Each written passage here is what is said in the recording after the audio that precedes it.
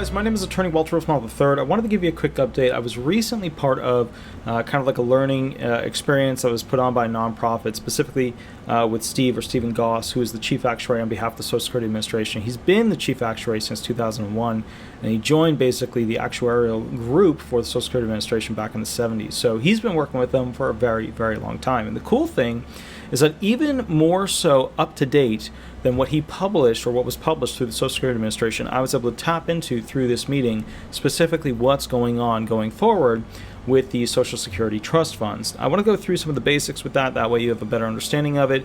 There's changes in time. They're not very severe, but the problem is that we're not seeing the full extent of COVID. We're just seeing basically how 2020 affected essentially the trust funds and what's going to be happening going forward. We're still not seeing that bell curve change that we're all very worried about, but let's go through it. Changes in timing of trust fund reserve depletion were basically where the OASDI reserve depletion is in 2034, 1 year earlier than last year's report, but 78% of scheduled benefits will still be payable on that year.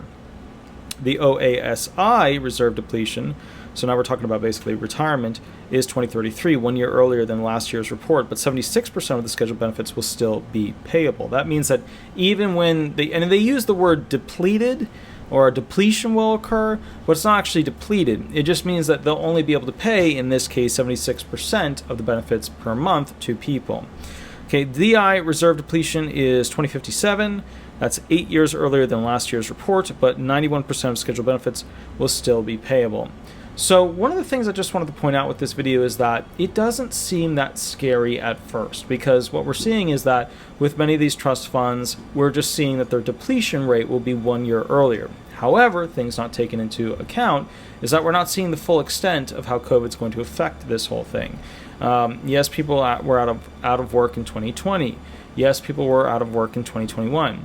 But what you're looking at is you've got to add 2020, 2021, 2022, and 2023. And Stephen Goss specifically said during it, from a mathematical standpoint, that it's around mid-2023 that we'll actually see us getting out of financially this situation of constantly losing years off the clock towards that depletion date. Okay, so I just wanted to go ahead and give you an update specifically as to what's going on, and then we're going to go further into detail with more videos specifically on what's going to happen with your benefits. Obviously, none of you guys want these benefits to go ahead and become reduced.